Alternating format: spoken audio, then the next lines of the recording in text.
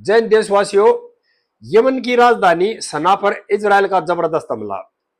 Israel ने 40 fighter jet और 16 मिसाइलों से हमला किया है यमन की राजधानी सना में हुत्ती के ठिकानों पे और राष्ट्रपति भवन के पास। हुत्ती के ठिकाने बिल्कुल तबाह कर दिए हैं और राष्ट्रपति भवन के पास भारी नुकसान हुआ है और बहुत जबरदस्त हमला था। 40 फाइटर जेट इस्तेमाल किए गए थे और 16 मिसाइल अदा की गई थी।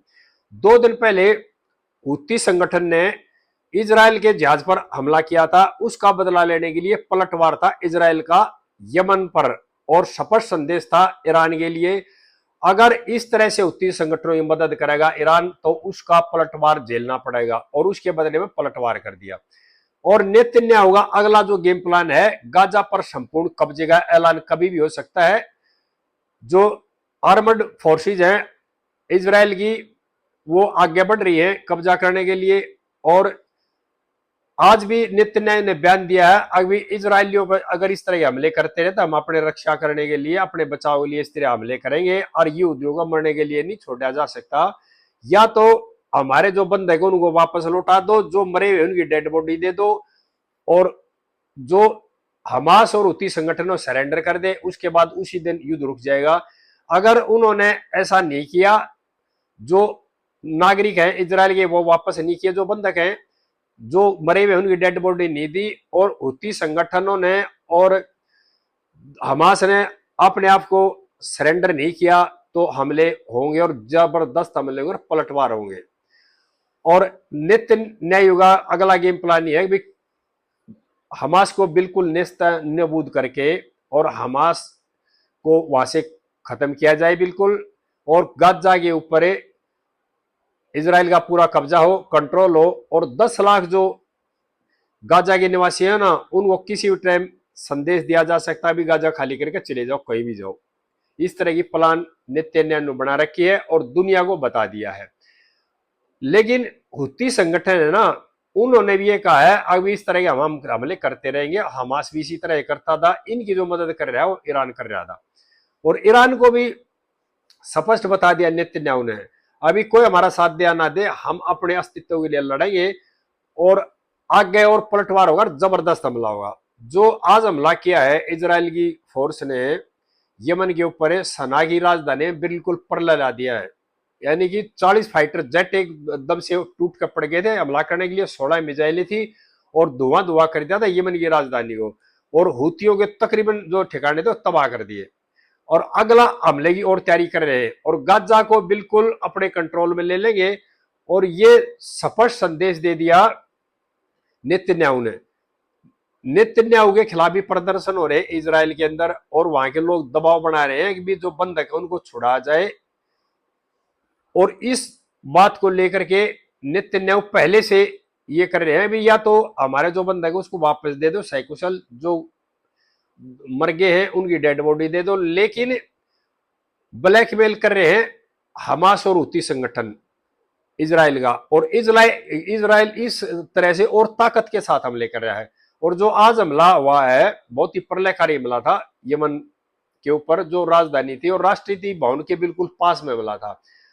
उनका स्पष्ट संदेश ये है, अगर हुती संगठन और हमास अपनी आदतों से बाज नहीं आए तो अगला जो नंबर होगा ना, वो राष्ट्रपति भवन का भी और जो सरकारी मशीनरी है सबका नंबर आ जाएगा।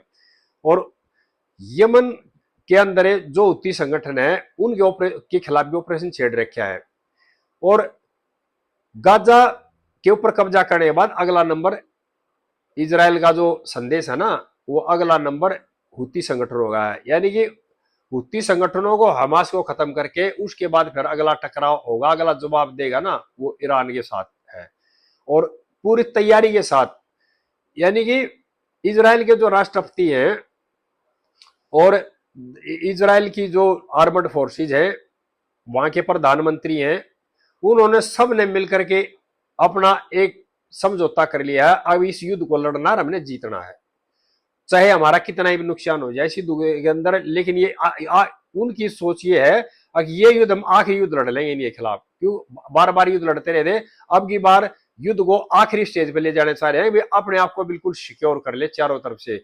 और जो ये संगठन है हमास और हुतीस को बिल्कुल खत्म करके और वहां पर कब्जा किया जाए गाजा के अंदर, और जो वहां की पॉपुलेशन है उसको वहां से भगाया जाए। और हूती संगठन है जो हमास है वो कर रहा है अपने आका के इशारे पे गलती कर रहा है इस तरह की, लेकिन इजराइल ने स्पष्ट संदेश दे दिया दुनिया को और बता दिया अभी हम जब तक इनको खत्म नहीं करेंगे, जब तक हम युद्ध बंद नहीं करेंगे। और अपनी जो रिजर्व सैनिक थे उनको भी बुला लिया है, और अगला जो आदेश होगा ना वो एकदम से होगा गाजा के ऊपर कब्जा करो, गाजा को हिस्सा बना लो एक तरह से इजराइल का, और वहां की जो जनता है उसको वहां से भगा दो, खदेड़ दो।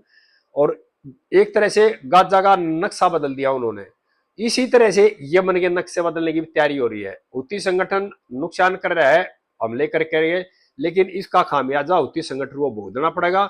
और ये देखना देशवासियों अगले 2-4-10 दिन में किस तरह से करवट बदलती है इजराइल की, और हमास और हूती संगठनों का जो संघर्ष है ना वो किस मोड़ पाता है, और जीत इसमें एक तरह से इजराइल की होगी, क्योंकि इजराइल है ना पूरे आर पार करने के मूड में लगा हुआ है। इजराइल बार बार युद्ध झेलता है, अब की बार उन्होंने सारे वहां के लोगों ने, सरकार ने मिलकर, प्रधानमंत्री ने स्पष्ट संदेश दे दिया इस युद्ध को है ना हम आखिरी युद्ध में बना देंगे, ठाकरे आगे इस तरह का युद्ध होगा ही नहीं। और अपनी सुरक्षा के लिए युद्धियों को बचाने के लिए इस तरह का संघर्ष छेड़ रखा है इन्होंने। और नेतन्याहू ने स्पष्ट कर दिया अभी हम युद्धियों को इस तरह से नहीं मरने देंगे, हम युद्ध की रक्षा के लिए हर स्थिति आखिरी दम तक युद्ध लड़ेंगे। सभी देशवासियों से प्रार्थना है आगे की बातें फिर भाइयों के साथ शेयर करते रहेंगे। इस वीडियो को भाई ज्यादा से ज्यादा शेयर करें और मेरे चैनल को भी सब्सक्राइब कर ले। जय हिंद देशवासियों।